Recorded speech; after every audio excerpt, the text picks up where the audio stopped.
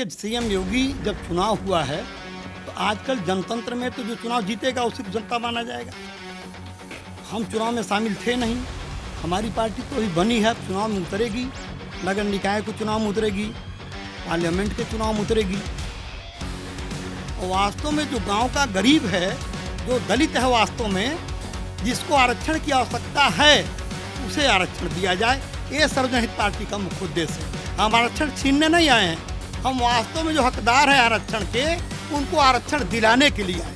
भारत जब सबका है, मैंने कहा ना कि न हिंदू कहीं के हैं न मुसलमान कहीं के हैं, जन्मे सभी यहीं, तो सभी यहीं के हैं, तो भारतीय मान करके, भारतीय जन मान करके क्यों नहीं काम करें। वहाँ के जो इस समय वर्तमान में सीएमओ साहब हैं, उनके नीचे से ही धन की उगाही हो रही है, जो उनको पता होते भी वो कुछ कर नहीं पा रहे हैं। अगर आपके पास 5 से 6 हज़ार रुपया हो तो मैं प्रमाण के साथ कहूँगा कि आप सामान्य वर्ग के हों, चाहे आपके पास अंत्योदय कार्ड हो या न हो, लेकिन आपका आयुष्मान योजना कार्ड बन जाएगा।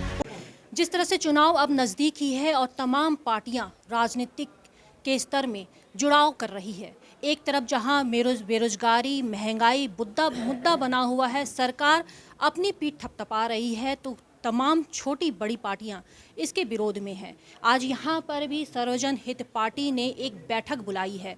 इनका क्या कुछ है मुद्दा, इनसे हम जानेंगे कि ये जो पार्टी है ये सरकार के हित में काम कर रही है, सरकार के विरोध में है, क्या कुछ मुद्दा है। सर, आप अपना नाम बताइए और अपना पद बताइएगा।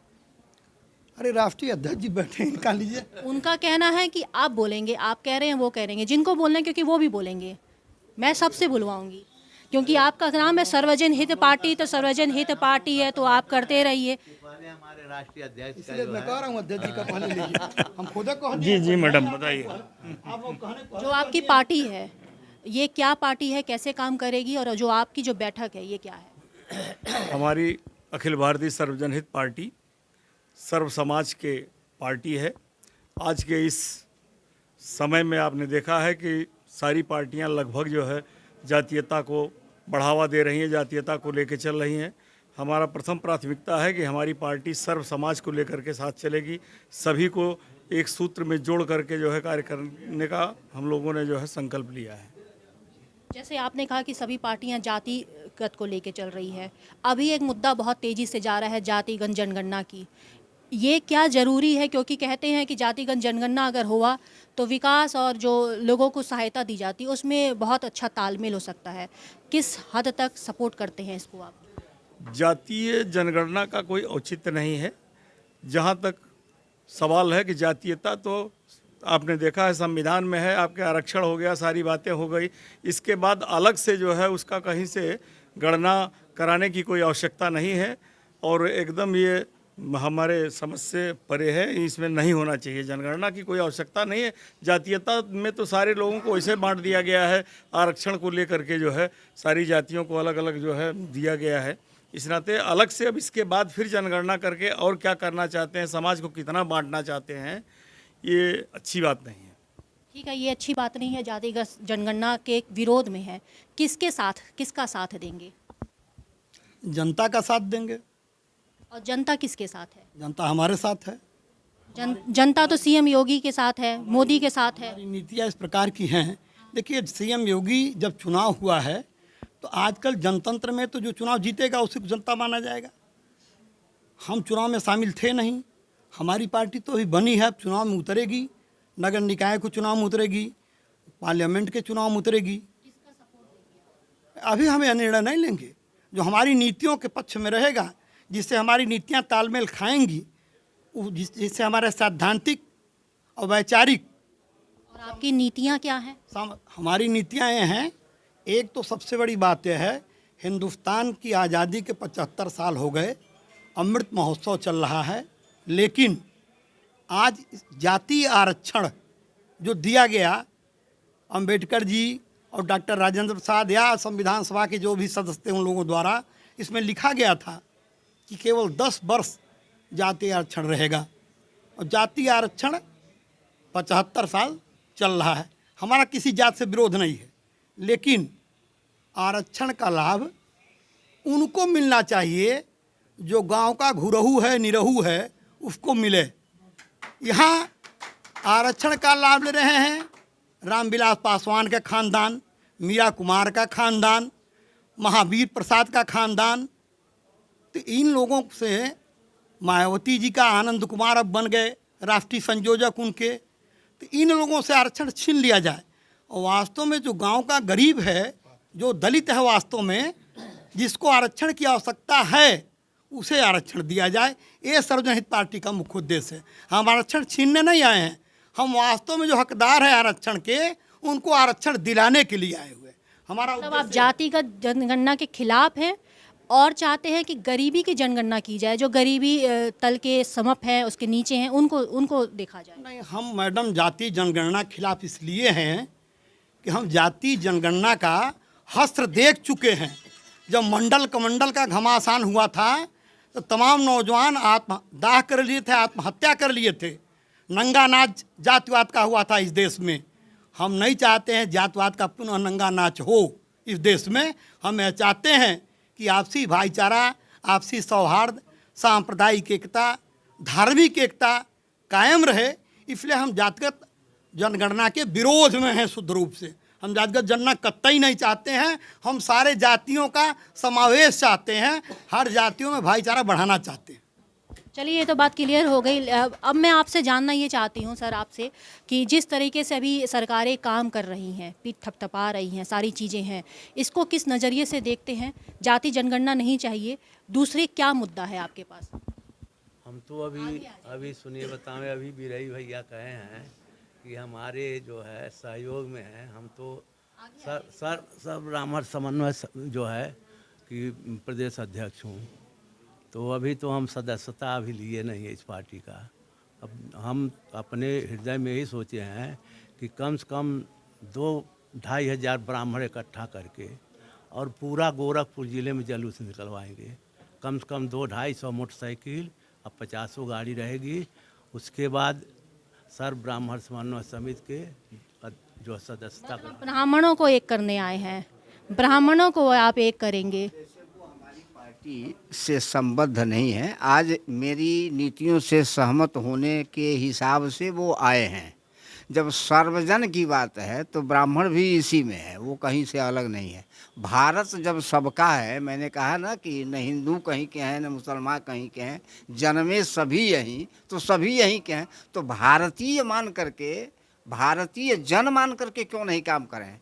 क्यों सर्टिफिकेट बांट रहे हैं भाई? क्या ज़रूरत है? सब लोग तो अपने ही हैं। तो सबका साथ, सबका विकास आप कहते हैं, सबका विश्वास कहते हैं, तो इसमें जाति गणना की ज़रूरत क्या है? जाति गणना तो समाजवादी कह रही, बीजेपी तो नहीं कह रही। बीजेपी सबका साथ सबका विकास तो कह ही रही है, वो तो कह ही रही है सबका साथ सबका, लेकिन महंगाई से लोग त्रस्त हैं। हाँ, महंगाई है, बिल्कुल महंगाई घटनी चाहिए। बेरोजगारी पर काम होना चाहिए, समय से न्याय मिलना चाहिए। चप्पल घिस जाता है दौड़ते दौड़ते न्यायालयों में, 37 बरस 40 बरस में न्याय मिलता है, मर जाता है तीसरी पीढ़ी लेकर के। क्या होगा? ऑफिस में जाइए, भ्रष्टाचार बढ़ गया है, काम ही नहीं हो रहा है, चक्कर लगाते रहिए साहब, रोज़ मीटिंग ही करते हैं। तो जनता तो त्रस्त है। कहने का मतलब सब जवाब दिखला लेने की बात अलग है। सड़कें बन रही हैं, हवा पानी दिया जा रहा है, ये सब चीज़ है, लेकिन मूलभूत जो चाहे वास्तव में जो है वो कहीं है नहीं। बताइए, स्वास्थ्य की बात ले लीजिए। हम जाते हैं तो कहीं सरकारी अस्पतालों में कहते तो हैं कि बहुत बढ़िया व्यवस्था है, लेकिन क्या बढ़िया व्यवस्था है? हमको जाना पड़ता है। जब प्राइवेट स्वास्थ्य जो कंपनियां लोग किए हुए हैं, जिला अस्पताल बेहतर काम कर रहा, मेडिकल कॉलेज बेहतर काम कर रहा, एम्स बेहतर काम कर रहा, शुरुआत हो तो बात ही नहीं करिए। मेडिकल कॉलेज में तो मरने का सर्टिफिकेट इशू होता है, वहाँ कुछ नहीं होता। मैंने 4 आदमी को अपने परिवार का खोया है जो बच सकते थे, जो घर रहे कोरोना में बच गए, और मेरे ही दामाद को मार दिया गया। यहाँ ये मेडिकल कॉलेज जो जल्लाद खाना है। मैं सदर की बात मान सकता हूँ कि यहाँ बेहतर सुविधा अन्य जगहों की अपेक्षा है। पढ़ाई की बात ले लीजिए, सरकारी स्कूल में खिचड़ी बनाया जा रहा है और तो कहीं कुछ हो नहीं रहा है। कागज़ खाना पूरी हो रही है। आपको पढ़ने के लिए जाइए, 50,000 60,000 रुपया ले रहे हैं नामांकन में। ऐसे में कैसे चलेगा? शिक्षा का क्या सुधार है? हमारे टैक्स के पैसे को आप बांट रहे हैं बिना मतलब के। क्या मतलब है भाई? तो क्यों स्वास्थ्य या शिक्षा या सरकारी नीतियों का जो परियोजनाएं जो चालू हैं उनको ढंग से ज़मीन पर लाने में क्या दिक्कत है? सरकारी नीतियों का दुरुपयोग कर रहे हैं, शिक्षा से वो खुश नहीं है, मेडिकल से आपने जिला अस्पताल गोरखपुर की बात की। मैंने सबका कहा है। नहीं, मैं गोरखपुर की बात कर रहा हूँ क्योंकि मुख्यमंत्री का शहर है, मुख्यमंत्री यहीं से 5 बार सांसद रह चुके हैं। तो जिला वहाँ के जो इस समय वर्तमान में सीएमओ साहब हैं, उनके नीचे से ही धन की उगाही हो रही है, जो उनको पता होते भी वो कुछ कर नहीं पा रहे हैं। ये मेरा खुद का उनसे क्वेश्चन था, पौना घंटा की बात हुई। उनके अधिकारी 15 लोगों को फ़ोन किए, जिसमें एक सिविल इंजीनियर आया, जिसमें चूहा वो कतरा था, एक मैटर उठा था, उसमें उन्होंने 15 लोगों को फ़ोन किया, उसमें एक सिविल इंजीनियर उनके पास आया। जिस अधिकारी के पास उनके ही कर्मचारी नहीं आ रहे हैं। और आप एक देखिए, वो योजना बना हुआ है जिसमें 5 लाख की दवा होती है, आयुष्मान योजना। उसमें आप डिस्ट्रिक्ट हॉस्पिटल में जो कैबिन बना है सीएमओ साहब के ठीक सामने, उनके देख रेख में, मैं तो यही कहूँगा उनके देख रेख में, अगर आपके पास 5 से 6 हज़ार रुपया हो तो मैं प्रमाण के साथ कहूँगा कि आप सामान्य वर्ग के हों, चाहे आपके पास अंत्योदय कार्ड हो या न हो, लेकिन आपका आयुष्मान योजना कार्ड बन जाएगा। उस गरीब का कतई नहीं बनेगा, क्योंकि मैं पैसा दिया हूँ और उसका मैं एक दिन पोल खोलूँगा। पैसा मैं खुद दिया। आपने पैसे दे के बनवा लिया कार्ड? नहीं बनवाया नहीं, मैं पैसे दिया हूँ। और ये बहुत बड़ा मुद्दा है, ये बहुत बड़ा मुद्दा है। वो पैसा ऑनलाइन ट्रांसफर हुआ है, लेकिन अभी पोल नहीं खोला जा रहा है। चलिए भाई साहब, पोल नहीं खोला। बता देंगे, शिक्षा असफल है। योगी जी हमारे दुश्मन नहीं है। मैं हिंदू धर्म से हूँ, हिंदू धर्म के बारे में अच्छा काम कर रहे हैं, ठीक है, अच्छा काम कर रहे हैं। लेकिन शिक्षा की बात आप कर रही हैं, तो जितने भी प्राथमिक विद्यालय, माध्यमिक विद्यालय, इंटर कॉलेज, आप बताइए, पब्लिक स्कूल को यही सरकार सबसे ज़्यादा फीस लेने के लिए आगाह कर रही है और होशियार कर रही है और उनका सपोर्ट कर रही है। कोर्ट ने कहा प्राइवेट स्कूल कोरोना काल में फीस लिए थे वो 15% वापस कर दें, सरकार के दबाव पे। ऐसा कहीं कुछ नहीं, मैं भी अपने बच्चों को पढ़ाता हूं, ऐसा कहीं कुछ नहीं है। प्रमाण के साथ मैं कह सकता हूं, उनके ही आरएसएस के लोग हैं स्कूल खोले हैं, उनके बीजेपी के लोग स्कूल खोले। अगर वो बीजेपी से हट के है, एक सामाजिक व्यक्ति है, वो छोड़ दिया, लेकिन इनके लोग नहीं किए, क्योंकि जानते थे कि मेरे आका बैठे हुए हैं, मैं कुछ नहीं कर सकता। मैं भी अपनी बच्ची पढ़ाता हूँ, तो मैं ये दर्द बता रहा हूँ, मैं दूसरे का नहीं बता रहा हूँ, मैं अपना दर्द बता रहा हूँ। मतलब आपको 15% में 20 रुपए लिया जाता है छोटे छोटे बच्चों से। मैं उस विद्यालय का नाम अभी नहीं लूंगा, बता दूंगा आपको। 20 रुपया लिया जाता है हिंदू चिंतक का नेम प्लेट निकालने के लिए। अपने घरों पे एक पोस्टर बना के दिया जाता है और गार्जियन से 20 रुपया लिया जाता है, और वो आरएसएस के कार्यकर्ता प्लस बीजेपी के नेता है जिले रैंक के। तो किस बात की विकास? रोड बनाना तो सरकार का काम है, से लेके बड़हलगंज तक बन रहा है 4 लेन, बनारस को जो रोड जोड़ता है, उस रोड पे किसी नेता का ध्यान नहीं जाता। क्यों? क्या योगी जी उस पर नहीं जाते हैं? क्या उनके मंत्री नहीं जाते हैं? क्या परिवहन मंत्री के निगाह में वो नहीं है? वो नहीं, बिल्कुल ही नहीं बन रहा। 8 साल हो गए उसको बनते हुए, 1 साल कोरोना का बात करके 8 सालों से वो रोड कभी जाएंगे आप देखिएगा बनारस की तरफ तो कितना ध्वस्त देखा है मैंने। देखिए, हमारा कहना ये है कि बात हो रही है सबका विकास सबका साथ, क्या ये वास्तव में ज़मीन पे है? नहीं है। यदि होता तो आज प्रदेश जल नहीं रहता। प्रदेश आज जल रहा है। आज एक दूसरे के पीछे लोग मार काट के लिए भिड़े हुए हैं। हम सड़क लेके क्या करेंगे जब हमारी जनता ही नहीं बचेगी? मतलब मानती है ना कि सरकार सड़क दे रही है, सड़क से हमें क्या मतलब है यदि हमारी जनता नहीं बचेगी, हमारा भाईचारा नहीं बचेगा, हमारा प्रेम नहीं बचेगा, मान नहीं बचेगा। इसी गोरखपुर में रोज महिलाओं के साथ दुर्घटनाएं हो रही हैं, तो फिर हम उस सड़कों से क्या करेंगे? सड़क इसलिए बनाया जा रहा है कि आसानी से चोर भाग सकें, सड़क इसलिए बनाया जा रहा है कि आसानी से मर्डरी भाग सकें। हरियाणा से शराब चलता है और बनकटा के उस पर क्या नाम बॉर्डर पर पकड़ा जाता है। बीच के योगी जी के सारे थाने क्या कर रहे हैं? बीच के सारे चौकियां क्या कर रही हैं? वो जब पकड़ा जाता है जब बिहार बॉर्डर पर पहुंचता है। इसलिए मुझे योगी जी से भी निवेदन है कि आप यहाँ के सांसद हैं और माननीय आप यहाँ के मुख्यमंत्री हैं, इस जिले का गौरव हैं आप, लेकिन आपका ध्यान कहाँ है कि हमारी जनता त्रस्त है और विशेषकर महिलाएं त्रस्त हैं। रोज लूट खसोट लगा हुआ है, रोज अपराध बढ़ता जा रहा है। आपका ही आंकड़ा बता रहा है कि 2017 से लेके और अभी तक 80% महिलाओं के साथ उत्पीड़न बढ़ा है। कहीं भी महिलाओं को रुकने का कोई जगह नहीं है। यदि अभी कोई महिला के साथ कोई हादसा हो जाए तो उसे कहाँ रखेंगे योगी जी, यह बताएं। क्या उसके लिए कोई आश्रय रखा है योगी जी ने? यदि उसको घर से रात को निकाल दिया जाए मार के, तो फिर वो कहाँ किस सड़कों पर रहेगी? स्वाभाविक है कि उसके साथ कुछ दुर्घटनाएं होंगी। तो काम जमीन पे होना चाहिए, वास्तविकता में होना चाहिए, धरातल पे होना चाहिए। सिर्फ पेपरबाजी करने से, आंकड़ाबाजी करने से प्रदेश और देश नहीं चलेगा। चलिए, ये तो है, इन लोगों का दर्द है कि जिस तरह से आंकड़ाबाजी सरकार कर रही है और लगातार विधानसभा में भी सीएम योगी आदित्यनाथ एक लंबी लिस्ट जारी कर रहे हैं विकास कार्यों को लेकर, जिस तरीके से वो काम कर रहे हैं। लेकिन जहां तक अगर पार्टियों की बात करें, विपक्ष की बात करें, वो नाखुश है। आम जनता भी डर के एवज में कुछ भी कहने से गुरेज क्यों करती है? बुलडोजर का डर है या किस चीज़ का डर है, वो तो वो जाने।